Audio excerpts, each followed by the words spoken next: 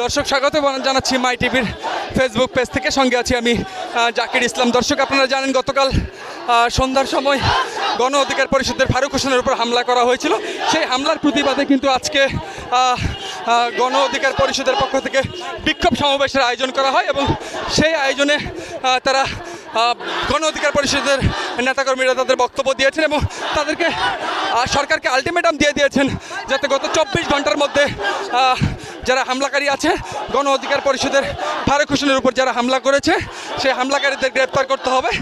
এবং তারা যেমনটি জানিয়েছেন যে গতকাল ফারুক হোসেনকে শাহবাগ থানায় নিয়ে যাওয়া হয়েছিল, কিন্তু তারা শাহবাগ থানার যারা কর্মচারী আছেন তারা কোনো ধরনের সহযোগিতা করেননি।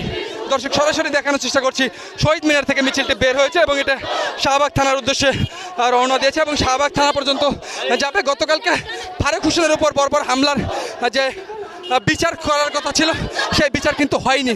আসলে ওই বিচারের উদ্দেশ্যে কিন্তু আজকে সরাসরি শহীদ মিনারে বিক্ষোভ সমাবেশ করার পরে আজকে গণ অধিকার পরিষদের নুরুল হক নূর এবং বিপি নুরুল হক নূর সহ রাশেদ সহ যারা অন্যান্য নেতাকর্মীরা আছেন তাদের কর্মী সমর্থক নিয়ে শাহবাগ থানাতে যাচ্ছেন এবং এই বিচারের দাবির জন্য তারা এই বিক্ষোভ মিছিল করছেন।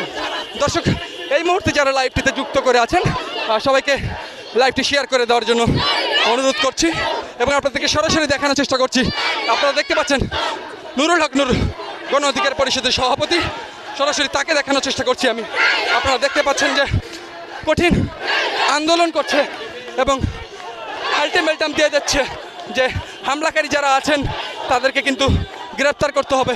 যদি গ্রেপ্তার না হয় তাহলে তাদের বিচার কিন্তু গণ অধিকার পরিষদের নেতাকর্মীরা সরাসরি এই শহীদ মিনারেই করবে, এমনটাই জানান দিয়েছেন এবং আমি আপনাদেরকে সরাসরি দেখানোর চেষ্টা করছি। দর্শক এই মুহূর্তে কিন্তু এই মিছিলটি এবং এই বিক্ষোভ সমাবেশের মিছিলটি যাচ্ছে শাহবাগ থানার দিকে এবং শাহবাগ থানার দিকে যাবে। পরবর্তীতে কিন্তু শাহবাগ থানায় গিয়ে পরিস্থিতি কোন দিকে যাবে তা আমরা দেখবো। আপনাদেরকে সরাসরি দেখানোর চেষ্টা করছি গণ অধিকার পরিষদের নুরুল হক নূরকে এবং রাশেদ খান সহ অন্যান্য নেতাকর্মীরা আছে। মিছিলের বিশাল বহর কিন্তু আপনারা দেখতে পাচ্ছেন। দর্শক আপনাদেরকে সরাসরি দেখানোর চেষ্টা করছি। এই মুহূর্তে আমি অবস্থান করছি শাহবাগ থানার কাছাকাছি, কিন্তু আপনারা চলে এসেছি। সবাইকে ধন্যবাদ যারা এই মুহূর্তে লাইভটি দেখছেন। লাইভটি শেয়ার করে দেওয়ার অনুরোধ।